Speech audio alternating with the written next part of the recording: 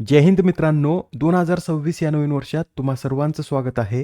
मित्रांनो, या नवीन वर्षात सुद्धा एक्झाम जागरचं एकच लक्ष्य आहे, ते म्हणजे तुमच्यापर्यंत सर्वोत्तम, विश्वासार्ह व विश्लेषणात्मक चालू घडामोडीचा कंटेंट पोहोचवणे. हे कार्य आम्ही प्रामाणिकपणे करत राहूत. तुम्ही सुद्धा डेली व्हिडिओ पाहणं, त्याच्या नोट्स काढणं व त्याचे रिव्हिजन करणं या 3 गोष्टीचं पालन करा. भविष्यात त्याचा तुम्हाला निश्चित फायदा होईल. चला तर आपण नवीन वर्षातील पहिल्या सत्राला सुरुवात करूया. आजचा पहिला प्रश्न पहा काय म्हणतो. खालीलपैकी कोणत्या राज्यात विजयपथ लॅबचं उद्घाटन करण्यात आलं? या प्रश्नाचं उत्तर आहे पर्याय क्रमांक 3 म्हणजेच कर्नाटक या राज्यात विजयपथ लॅबचं उद्घाटन करण्यात आलं. या विजयपथ लॅबचं उद्घाटन अर्थमंत्री निर्मला सीतारामन यांच्या हस्ते करण्यात आलं असून या प्रत्येक प्रयोगशाळेत उच्च दर्जाचे संगणक, AI सक्षम सॉफ्टवेअर, IoT उपकरणे, सेन्सर आणि सुरक्षित ब्रॉडबँड कनेक्टिव्हिटी उपलब्ध करून देण्यात आली आहे. व याचं उद्दिष्ट काय, तर सरकारी शाळांमधील विद्यार्थ्यांना आधुनिक कौशल्य आधारित शिक्षण देणे हे या लॅब स्थापन करण्यामागील उद्दिष्ट आहे. आता इथे कर्नाटकविषयी बोलत आहोत, तर तुम्हाला हे लक्षात आहे का, मासिक पाळीसाठी पगारी रजा देणारे भारतातील पहिलं राज्य कोणतं? तर कर्नाटक हेच राज्य मासिक पाळीसाठी पगारी रजा देणारे भारतातील पहिलं राज्य आहे. कर्नाटक राज्याचे सध्या राज्यपाल हे थावरचंद गहलोत आहेत, तर मुख्यमंत्री हे सिद्धरामय्या आहेत. कर्नाटकमध्ये 5 नॅशनल पार्क आहेत व ते कोणते, तर Bannerghatta national park, Bandipur national park, Nagarhole national park, Kudremukh national park व मुद्दुमलाई नॅशनल पार्क हे कर्नाटक या राज्यात स्थित आहेत. एक्झाममध्ये बंदीपूर नॅशनल पार्क कोणत्या राज्यात आहे असं बऱ्याच वेळा विचारण्यात येतं, तर बंदीपूर नॅशनल पार्क हे कर्नाटक राज्यात स्थित आहे. Next question. दक्षिण ध्रुवावर स्कीइंग करणारी सर्वात तरुण भारतीय कोण ठरली? तर आता दक्षिण ध्रुवावर स्कीइंग करणारी सर्वात तरुण भारतीय ही काम्या कार्तिकेयन ठरली आहे. काम्या कार्तिकेयन यांचं नाव तुम्ही याआधी सुद्धा ऐकलं असेल. त्यांनी याआधी 7 खंडातील 7 सर्वोच्च शिखर पार करण्याचा विक्रम केला होता व आता दक्षिण ध्रुवावर स्कीइंग करणाऱ्या त्या भारतातील सर्वात तरुण व्यक्ती ठरल्या आहेत. त्यांचं वय 18 वर्षे असून त्या एक गिर्यारोहक आहेत व दक्षिण ध्रुवावर स्कीइंग करणाऱ्या त्या जगातील दुसऱ्या सर्वात तरुण महिला ठरल्या आहेत. व याआधीच त्यांनी उत्तर ध्रुवावर सुद्धा स्कीइंग केली होती आणि आता दक्षिण ध्रुवावर स्कीइंग करत एक नवीन विक्रम आपल्या नावावर केला आहे. पुढील प्रश्न.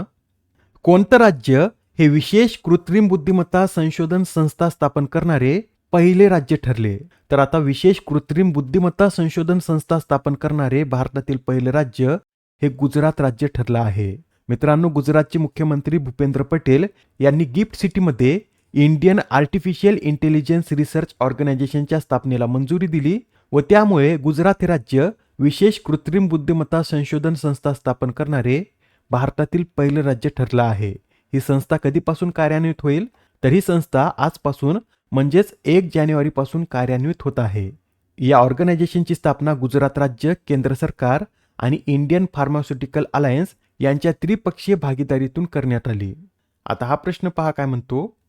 2025च्या 40 अंडर 40 लॉयर अवॉर्डने कोणाला सन्मानित करण्यात आले?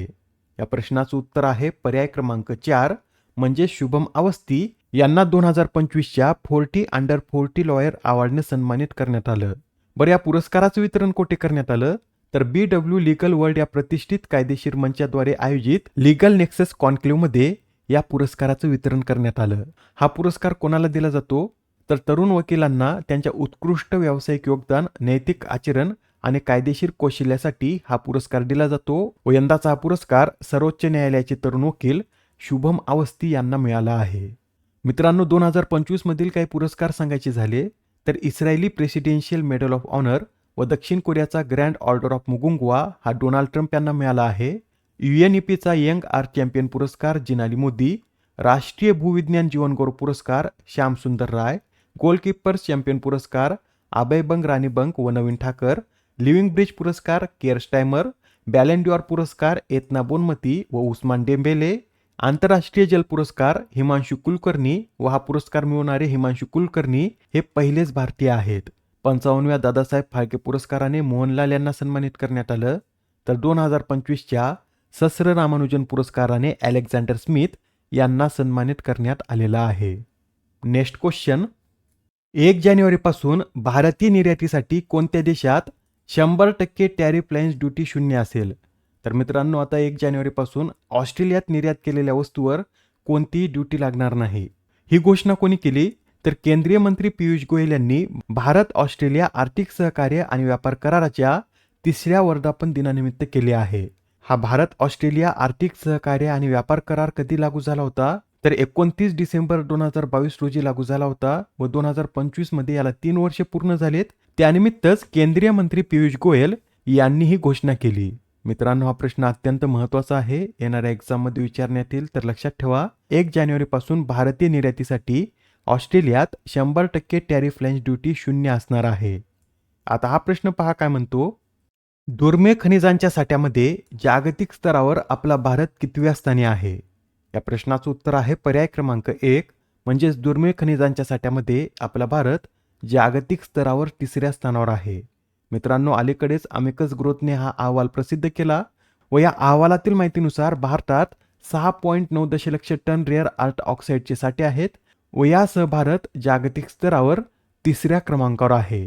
यात पहिल्या क्रमांकावर कोणता देश आहे असं जर विचारलं तर 44 दशलक्ष टनासह यात चीन पहिल्या क्रमांकावर आहे व चीन नंतर जवळपास 21 दशलक्ष टनासह ब्राझील यात 2ऱ्या क्रमांकावर आहे. ब्राझील नंतर भारत, भारतानंतर 4थ्या क्रमांकावर ऑस्ट्रेलिया, तर 5व्या क्रमांकावर रशिया हा देश आहे. Next question. विज्ञान आणि तंत्रज्ञान मंत्रालयाने औषधांच्या शोधाचा जलद मागोवा घेण्यासाठी कोणते सॉफ्टवेअर विकसित केले? तर आता विज्ञान आणि तंत्रज्ञान मंत्रालयाने औषधांच्या शोधाचा जलद मागोवा घेण्यासाठी 5Geni हे सॉफ्टवेअर विकसित केलं आहे. काय नाव आहे या सॉफ्टवेअरचं?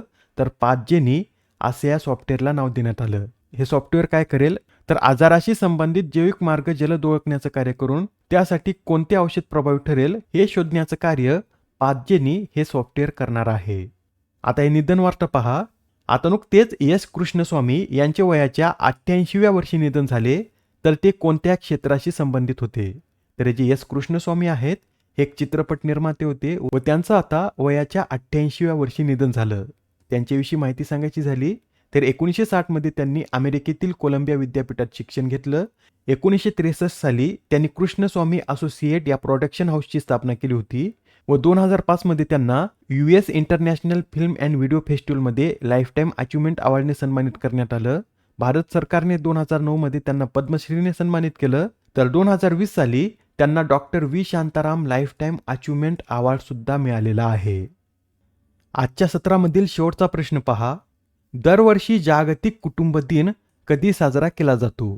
तर हा जो जागतिक कुटुंब दिन आहे हा दरवर्षी 1 जानेवारी रोजी साजरा केला जातो व हा दिवस प्रथम 1999 मध्ये साजरा करण्यात आला होता.